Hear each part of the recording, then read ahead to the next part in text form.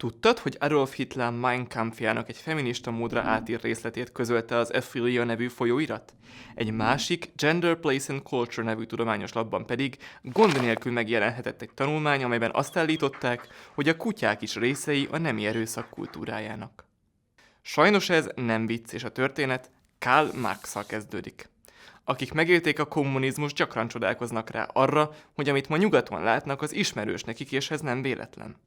Persze az elvtársak már nem küldik érted a fekete autót, csak egyre kellemetlenebbé teszik az életed, ha mondjuk nem ülsz fel a gender vonatra. Ez Rod Dreher amerikai író szerint már nem a kemény Orwelli verzió, hanem inkább a szép új világ puha totalitarizmusa. Ez azért van így, mert több meghatározó nyugati egyetem bölcsészkarán tovább élt a kommunista ideológia, ami kamutudományok egész sorává fejlődött. A legismertebbek a gender és queer tanulmányok, amelyek nemi identitásokat találnak ki, de a leggonoszabb mindközül a kritikai rasszelmélet. Ez ugyanis rasszok harcaként értelmezi a társadalmat, és érdekes módon mindenhol arra a következtetésre jut, hogy a fehérek elnyomják a nem fehéreket. Vagy ha ilyet nem talál, hát oda képzeli, és eladja tudománynak. De honnan ered a hatalmi harc gondolata? Nézzük meg 3 pontban. Először is ugorjunk egy pillanatra vissza Karl Marxhoz, aki azt írta a kommunista kiáltványban, hogy minden társadalom története osztályharcok története. Ez azt jelenti, hogy az elnyomó és az elnyomott, a rossz és a jó áll harcban egymással. Majd azt fejtegette, hogy a polgári társadalomban ez a harc a burzsóázia és a proletariátus, tehát a termelési eszközökkel rendelkező tőkések osztálya és a bérmunkások osztálya között zajlik. Ezt követően arról értekezett, hogy mivel a burzsóázia kizsákmányolja a proletariátust, ezért a munkásosztálynak előbb csoportokba kell szerveződnie, aztán burkolt polgárháborút kell vívnia, majd erőszakkal kell megdöntenie a tőkések hatalmát.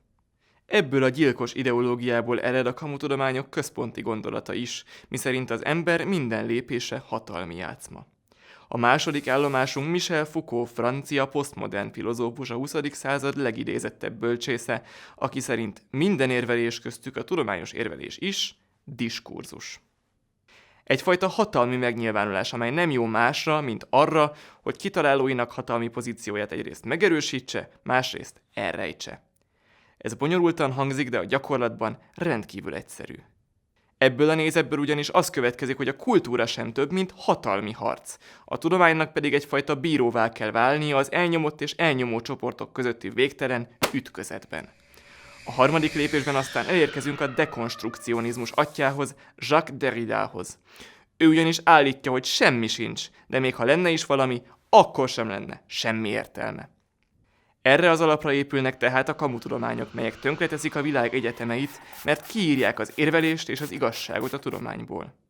És most erőnek erejével igyekeznek politikai aktivistáiknak egyetemi pozíciókat foglalni. Képviselőik minden módszert bevetnek azért, hogy a róluk folytatott vitát ellehetetlenítsék, mert tudják, hogy azt elveszítenék.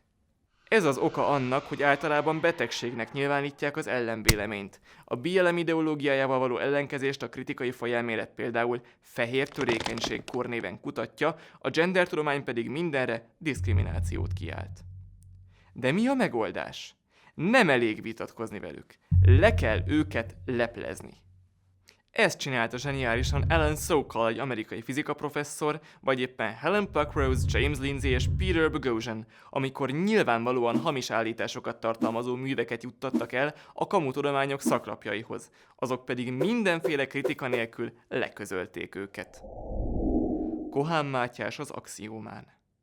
Ha tetszett a videó, iratkozz fel az Axioma YouTube csatornájára.